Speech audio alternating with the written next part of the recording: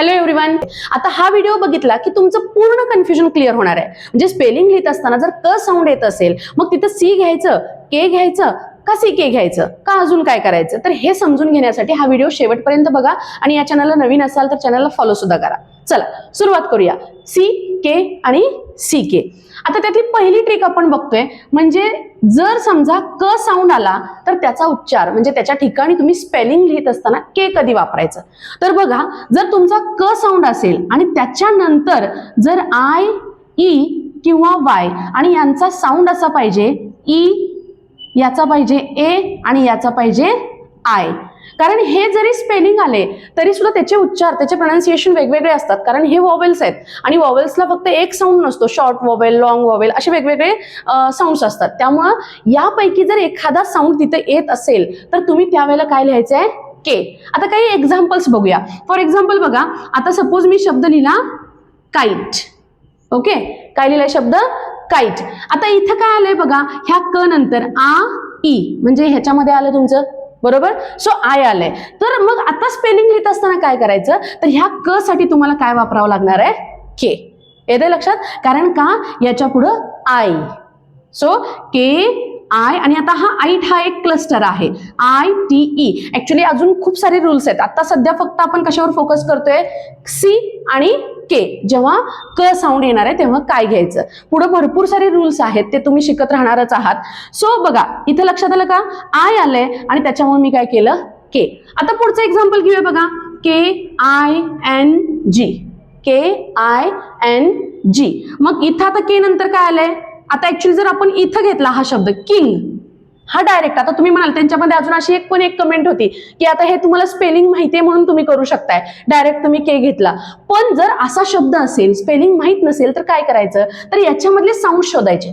इथं आलंय क नंतर काय ते बघा, क अधिक ए, के, किंग. म्हणजे ह्या क नंतर कुठला साऊंड आला, ई साऊंड आला. म्हणजे हा साऊंड आला ना, याचा अर्थ याच्यासाठी म्हणजे ह्या क साठी तुम्हाला काय घ्यावं लागेल, के घ्यावं लागेल. आता मग शेवटी आलं तर काय करायचं, फॉर एक्झाम्पल बघा, WORK. आता याच्यानंतर पुढे काहीच नाहीये, मग इथं के घ्यायचं का काय घ्यायचं, तर त्याची पण एक ट्रिक आहे.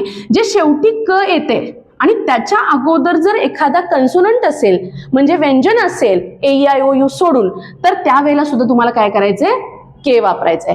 म्हणजे हे झालं क आल्यानंतर के कधी वापरायचं. क्लिअर. आता आपण पुढची ट्रिक बघूया, सी कधी वापरायचं. चला लगेचच आपण सुरुवात करूयात. बघा, क आल्यानंतर सी कधी वापरायचं.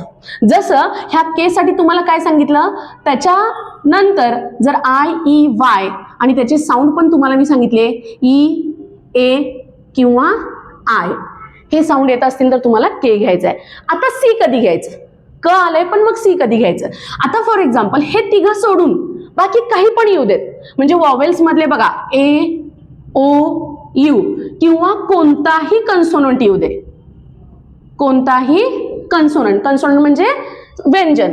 मग हे किंवा हे यापैकी काहीही जर याच्यानंतर येणार असेल तर, म्हणजे क नंतर, याच्यानंतर म्हणजे क नंतर येणार असेल तर तुम्हाला त्या क साठी काय घ्यायचंय, सी. आता फॉर एक्झाम्पल्स आपण घेऊयात बघा, CAP, बरोबर. किंवा आपण असं करूयात, हवं तर शब्दांवरनं स्पेलिंग कडे जाऊयात. फॉर एक्झाम्पल मी जर समजा शब्द घेतला, सॉरी,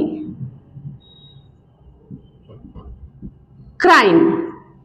काय शब्द आहे, क्राईम. मग उच्चार करून बघायचा, क नंतर लगेचच काय येते बघा, र, क्र. सो याचा अर्थ त्या सी नंतर, सॉरी, क नंतर काय येते, र येते. याचाच अर्थ तुम्हाला आता के घेऊन चालणार आहे का, कारण त्याच्यामध्ये आई वाय लगेच आलंय का, नाही, कारण क नंतर लगेच येणार आहे तो शब्द लेटर आहे आपलं आर, म्हणजेच र साऊंड आहे. सो र साऊंड असेल तर तुम्हाला इथं काय वापरावं लागेल, क्र वापरावं लागेल, म्हणजेच सी वापरावं लागेल. क्लिअर. सो अशा पद्धतीने तुम्ही स्पेलिंग अगदी सहज करू शकता. किंवा आता ह्या AOU चं पण बघूया. सपोज मी हा शब्द घेतला कॉटन. काय शब्द आहे बघा, कॉटन. कॉटन म्हटल्यानंतर आता ह्या क नंतर काय येते बघा, अ.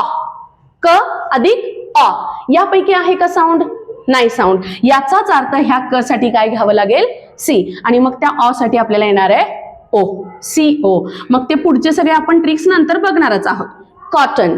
पण इथं आपण काय बघतोय, इथं सी घ्यायचं का के घ्यायचं? इथं जर अ साऊंड येत असेल 100% तुम्हाला काय घ्यावं लागणार आहे? सी घ्यावं लागणार आहे. म्हणजे अशा पद्धतीने तुम्ही काही ट्रिक्स वापरून समजू शकता की कधी सी घ्यायचं, कधी के घ्यायचं. आता राहिला प्रश्न सी केचा. आता हे सी के कधी वापरायचं, बरोबर? आता बघूयात आपण सी के कधी वापरायचं, त्याची पण काही ट्रिक्स आपण समजून घेऊयात म्हणजे तुमच्या लक्षात येईल. आता आपण काय करणार आहोत, सी के कधी घ्यायचं म्हणजे क साऊंड आलाय, मग त्याच्यासाठी आता सी के कधी घ्यायचं हे आपण समजून घेऊयात. ओके, आता बघा हे सी के जे आहे एकतर शब्दामध्ये शेवटी येतं किंवा सेंटरला येतं. ह्या दोनच ठिकाणी सी के येत असतं. पण मग ओळखायचं कसं? आता सी पण आहे, के पण आहे, आता सी के कसं घ्यायचं? तर त्याच्यासाठी बघा एक सिंपल ट्रिक आहे. जो काही तुमचा शब्द असेल, आता फॉर एक्झाम्पल आपण बॅक घेऊया, बरोबर? आता इथं काय आलंय? क. त्याच्या अगोदरचा साऊंड बघायचा. ह्या क च्या अगोदर, मगाशी तुम्हाला मी सांगितलं होतं की पुढं शेवटी क आलंय आणि त्याच्या अगोदर जर कन्सोनंट असेल कोणता पण म्हणजे व्यंजन असेल तर त्यावेळेला तुम्हाला के घ्यायचं म्हणून सांगितलं होतं.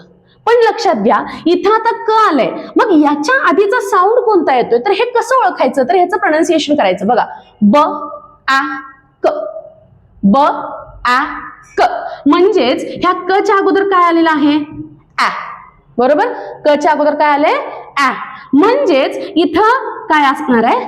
ए असणार आहे, बरोबर? म्हणजे आता दुसरी गोष्ट बघा, हे जे आ आहे हा शॉर्ट वॉवेल आहे. आता शॉर्ट वॉवेल कोणते, लॉंग वॉवेल कोणते ते पण मी पुढच्या व्हिडिओमध्ये नक्की बनवेल की कसे ओळखायचे शॉर्ट आणि लॉंग वॉवेल्स. तर इथं हा जो आ आहे हा शॉर्ट वॉवेल आहे. जर ह्या क च्या अगोदर हा शॉर्ट वॉवेल येणार असेल तर त्यावेळेला तुम्हाला ह्या क साठी काय वापरायचं आहे? सी के. येते लक्षात? बघा आ साठी काय आलं? ए. आणि मग राहिला साऊंड कुठला? फक्त ब. सो तुमचं बॅकचं स्पेलिंग तयार झालं, बी ए सी के. मग शॉर्ट वॉवेल्स कोणकोणते आहेत बघा? आ आहे, त्यानंतर ए आहे, त्याच्यानंतर ई आहे, त्याच्यानंतर मला वाटतं just yes I think oh अ आहे आणि लास्ट आहे अ. सो हे 5 शॉर्ट वॉवेल आहेत. या शॉर्ट वॉवेल पैकी जर क च्या अगोदर एखादा वॉवेल असेल तर तो 100% तिथं तुम्हाला स्पेलिंग काय लिहायचं आहे? सी आणि के. आता हे झालं, मी सांगितलं की सी कधी घ्यायचं, के कधी घ्यायचं आणि सी के कधी घ्यायचं.